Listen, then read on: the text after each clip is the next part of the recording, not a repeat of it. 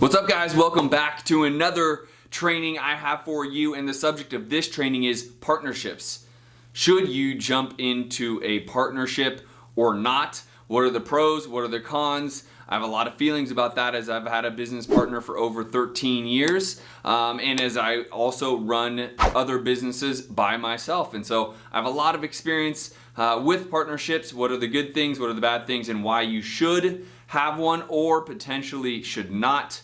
If you have been liking this video and a lot of the trainings, go ahead and click like for me here on this training, as well as hit subscribe here on YouTube. My name is Justin Colby. I'm the founder of the Science of Flipping podcast, as well as the Science of Flipping Academy. I've been flipping homes for 13 years, and I can tell you one of the main things that comes up in our industry is partnerships. A lot of people ask me, should I join a partnership? Or maybe they already do that, but they don't know why they're doing it. So let me first tell you, most people join partnerships because of confidence, because they don't believe they don't believe that they can do it themselves, that they want someone else next to them to do it with them. And listen, I completely understand the idea of not wanting to be a lone wolf. I totally get it. And it's very difficult to be a lone wolf. But I can tell you this. If you are doing a partnership just so you are not alone, that is not the right reason to be doing a partnership at all. Straight up, period. There are several things, and I'll get to some of the reasons to have a partnership, but it is not because you don't want to do this business alone, or any business for that matter. But I will tell you, there are some great things about having a partner. The first thing you want to look at when having a partner is, what value does that partner bring to your business? The reason why I say that is because in a partnership, you're now splitting profits 50-50. And for those of you that are in business currently and potentially are looking to grow or scale, you understand the meaning of splitting something 50-50, right? If you make $100,000, well, effectively you've only made 50, and if your goal is 100, you personally still got to go produce another 100 gross so that you can make another 50 for yourself, right? And so the first hurdle is understanding the economics of your partnership, right? And what is fair and what is in alignment. Not all partnerships, by the way, are 50-50 partnerships. There are absolutely partnerships that are weighted one way or another depending upon the scenario. There are partnerships that can be split up 60-40, 70-30, 75-25, or otherwise. Some partners bring an asset like money or capital to the partnership, which provides a lot of value for some people. That would be a good reason to have a partnership. So for example, if you're a wholesaler, which many of you guys watching this channel are, if you don't have capital to fund deals so you can wholesale them or rehab them or buy and hold them, potentially creating a partnership with someone that does would be to your benefit. There could be a big synergistic relationship there.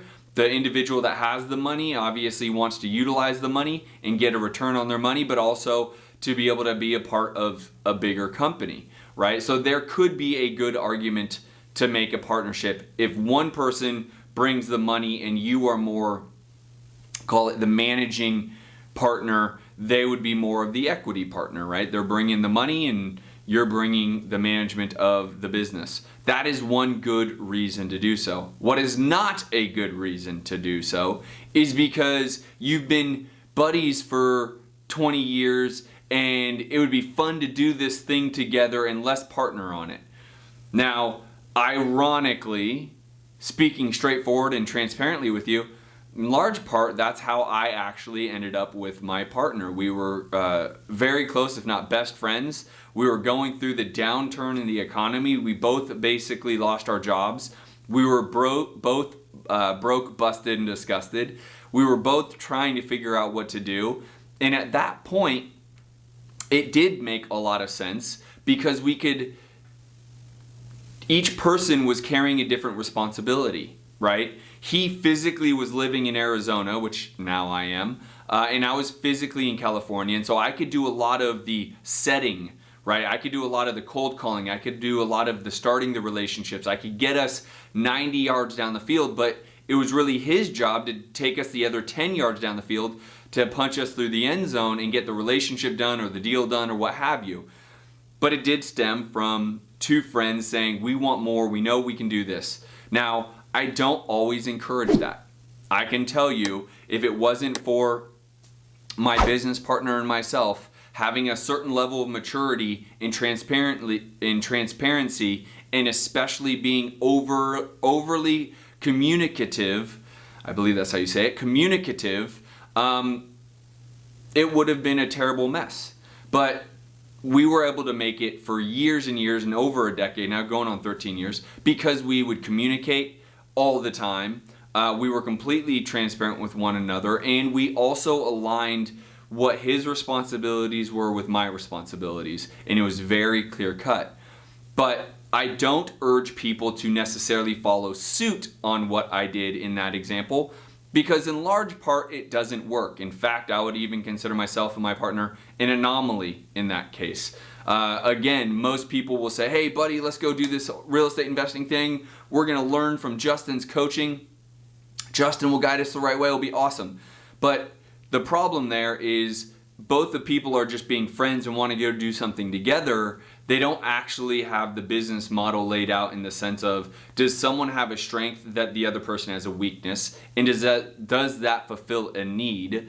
And how do they actually move together forward and do more together than they could individually?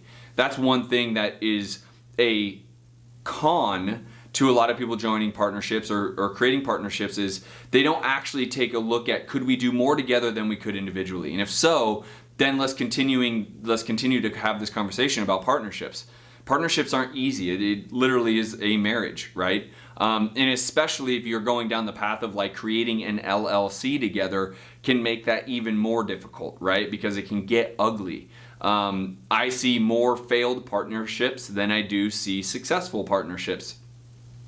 And there's a lot of factors to that, but a lot of it comes down to someone not pulling their weight, lack of communication, someone feeling that, you know, the other person doesn't deserve the income that is coming in because they've done all the work or what have you. And so again, there are definitely pros and cons to partnerships, but I want to urge you to be careful before you just jump into it out of convenience. That is the number one no-no when it comes to partnerships. Don't do it just because it's convenient, it sounds fun, you know, I'm gonna help you, or you have coaching that can help you guys get there. Yes, coaching is really important. If you guys don't have any coaching, you should get some. If you're interested, I can help you. Make sure to send me a message, or there should be a link here below in the comments, but it shouldn't be out of convenience. It should literally be that partner fulfills a need. Usually it's something that you are not good at or you can't execute on. In that case, I am much more open, much more pro partnership, because now there's an actual need being fulfilled, whether you're not good at fulfilling it or you simply can't, like money sometimes, then I think there is an argument to be made for one. So before you jump into any partnership at all, make sure you're going through a couple questions in your own head, write them out. Is this person fulfilling a need that I can't fulfill myself? If we do a partnership, do I feel comfortable giving away 50%, 40%, 30%, 25% of my revenue to this individual, right? If things go sour, if things go bad, how do we part ways? That is something that very rarely is discussed amongst business partners, that, you know, if there is a divorce, how do we get divorced? How does it all line up? How do we wash it out? You need to know that before you get married, so that you know if something does go wrong, here's how it all washes out. What does he or she retain? What do I retain? And how do we go our separate ways? And lastly is ask yourself if you're simply doing it because you don't want to do it alone, or maybe be honest with yourself, and are you just simply being lazy? Could you do this yourself? Hire the right employees to do the thing you can't do, you don't want to do, you're not good at, and hire those employees instead of having to give away 50% of your profits or 40% of your profits or what have you. I think if you ask yourself these questions, you're going to realize you probably could hire the employees to fulfill the need that you're not good at or the desire you're not good at without actually having to partner with somebody. Partnerships can be very sticky, they can be difficult, and if you can find a way not to partner, I tend to lean towards that rather than partnering out of convenience, laziness, or otherwise. Hopefully this found you well. Again, if you like this training, click the like button, subscribe to my channel, and if you're a real estate investor, make sure you are going and joining the Science of Flipping Academy on Facebook. It is closed. You have to search for it. Go request to be joined or added there, and I'll see you guys shortly. And as always, all links and resources are below here in the comments. Peace.